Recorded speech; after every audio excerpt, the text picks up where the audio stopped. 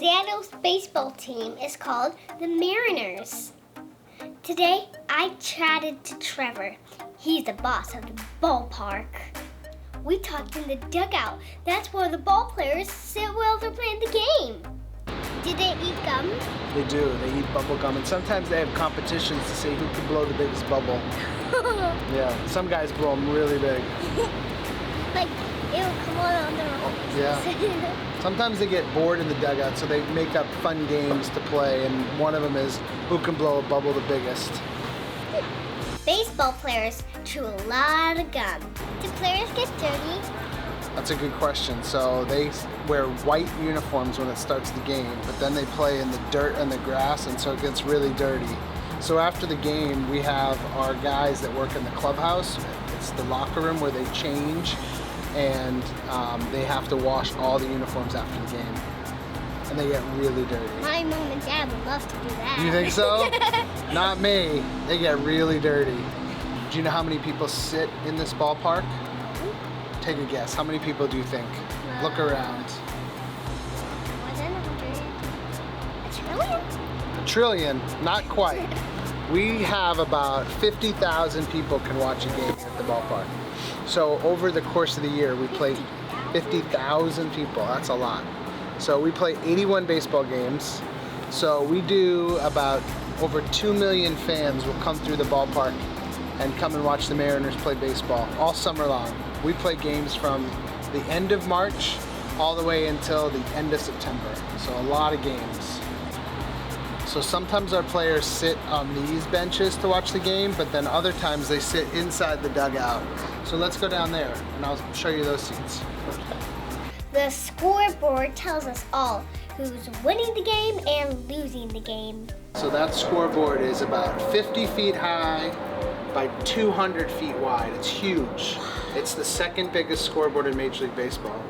It would be basically like if you had a 40-inch television at your house, it would be like 2,000 of those televisions. Wow. A lot. So they have this big roof. It's retractable. Up top there, that is our roof, all the way up top there. And so we're one of the few ballparks that actually has a roof that when it's rainy out, the roof moves over the field like a big spaceship. And it covers the field so that it doesn't rain inside the ballpark. But when it's sunny, the roof goes and closes. And so right now, Does it make noise? It doesn't make noise, but we play some really neat sounds when it's going, like some music, to make it sound like a really big, spectacular thing. How many baseballs do you go? Do you do a lot or a little? So every game, the umpires get all the balls before the game, and they have to put a special dirt on the ball. So the balls originally come perfectly white, and then the umpires make them a little dirty. But that's just getting a gooder pitch for the pitcher. Yeah, they want the ball to be a little bit dirtier so that the ball player, the baseball player, has a better grip on the ball. And so once they have all the balls ready to go, they give them to the bat boy. And we have 2 bat boys that sit here in the dugout, and they help get all the balls to the pitchers and to the umpires. And we go through about, I would say about 100 baseballs a game. It's a lot. So every time the ball gets hit, a foul ball, it goes in the stands. If you catch it, if you're in the seats, you get to keep it. Or every time it goes over the fence, the home run, you get to keep it. And then they have about 100 baseballs a game that they usually go through. That's a lot. 100 baseballs for every game? Wow. When the players play the game, do they get thirsty? They do. They work really hard, and so here in the dugout we have water and Gatorade, and the players go through about 20 gallons of Gatorade a game. That's a whole bunch.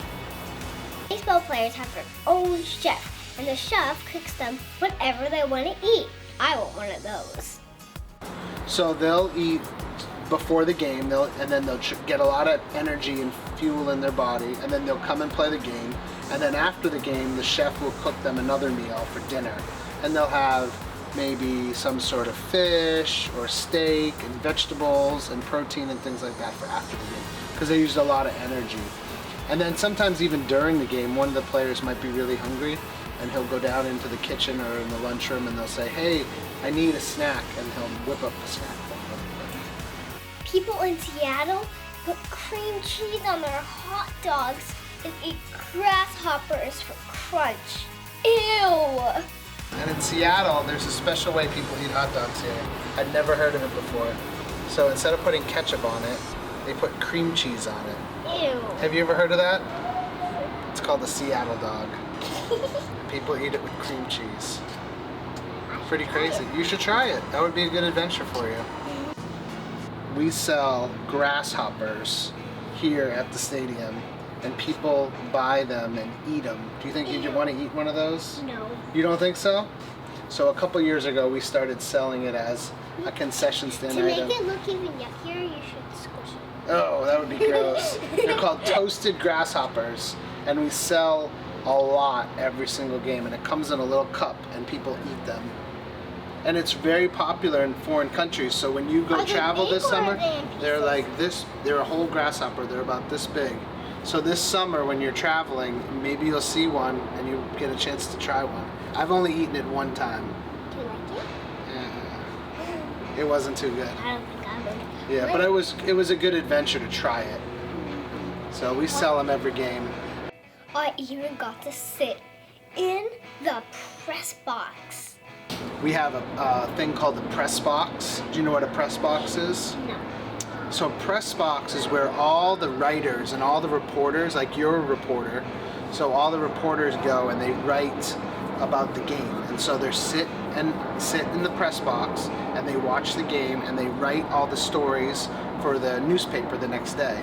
And then they also have television broadcast booths, and so they're reporting about the game, and they have radio booths up there, and so there's people talking about the game.